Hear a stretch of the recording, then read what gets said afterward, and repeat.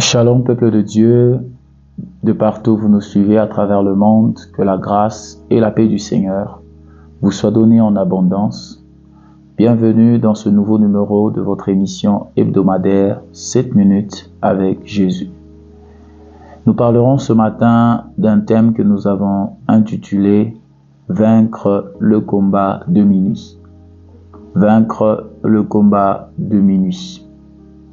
Nous allons prendre une portion des Écritures dans le livre de Luc 22, du 42e au 44e verset. La parole de Dieu déclare ceci: « Père, si tu voulais éloigner de moi cette coupe, toutefois, que ma volonté ne se fasse pas, mais la tienne. » Étant en agonie, il priait plus instamment, et sa sueur devint comme de grumeaux de sang qui tombaient à terre.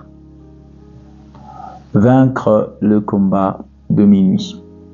Depuis un certain temps, par la grâce du Seigneur, nous sommes en train de parler de la conquête du second semestre. Nous sommes en train de parler des moyens qui, par la grâce du Seigneur, nous amèneront effectivement à vivre et à jouir de l'héritage que notre Père, que notre Dieu a réservé à nos vies. Le psalmiste déclare: « Avec Dieu nous ferons des exploits et il écrasera nos ennemis. » Cette promesse se vit dans nos vies seulement face à l'adversité. Et alors que ce matin nous sommes en train de parler du combat de minuit, qu'est-ce que donc le combat de minuit? Le combat de minuit, c'est une transition obligée pour tout enfant de Dieu qui se veut aller dans la gloire. C'est une étape intermédiaire entre l'ancienne saison et la nouvelle saison. Le combat de minuit est une transition entre la vie d'humiliation et celle de la gloire. Et tout enfant de Dieu se doit de passer par ce chemin. Le combat de minuit est un canal obligé pour tout enfant de Dieu. Ce combat de minuit est caractérisé par l'esprit de peur qui l'accompagne, l'esprit de doute qui l'accompagne, l'angoisse qui l'accompagne, et cela dans le but de nous faire douter dans notre marche, de nous faire régresser dans notre marche, de nous ramener à la case de départ dans notre marche vers la conquête de notre héritage, vers notre destinée, vers notre gloire. Notre Seigneur et Sauveur Jésus-Christ lui-même, sur son parcours ici-bas, a eu à faire face au combat de minuit. La Bible nous raconte, nous relate ces faits dans nos Écritures ou les textes de ce matin. Il était saisi d'angoisse, il était saisi de peur face à l'obstacle, face au défi, face à l'adversité qui était en train de l'attendre, à savoir l'œuvre de la croix. Et peut-être que ce matin aussi, alors que tu me suis, tu passes par un moment d'angoisse, tu passes par un moment de peur, tu passes par un temps où tu es assailli par toute forme de peur de ce qui est de la vie, de ton avenir professionnel, de tes études, de ton ministère, de ta destinée, de ton mariage. Et alors que tu fais face à cela, peut-être que tu es déjà sur le point d'abandonner. Et peut-être même que tu as commencé à abandonner. L'Éternel m'envoie pour te fortifier ce matin en te disant: ne crains pas, car derrière le combat de minuit, après le combat de minuit, se trouve une gloire qui t'attend, se trouve un couronnement qui t'attend, se trouve, ô bien-aimé dans le Seigneur, un héritage plus glorieux, plus grand, qui te consolera, qui réjouira ton cœur, qui te fortifiera. Bien-aimé dans le Seigneur, face au combat des minuit qu'a fait Jésus-Christ, la Bible dit que Jésus-Christ a prié. Jésus-Christ a prié. Jésus-Christ a recherché la face de Dieu, a recherché la face du Père. Il a prié.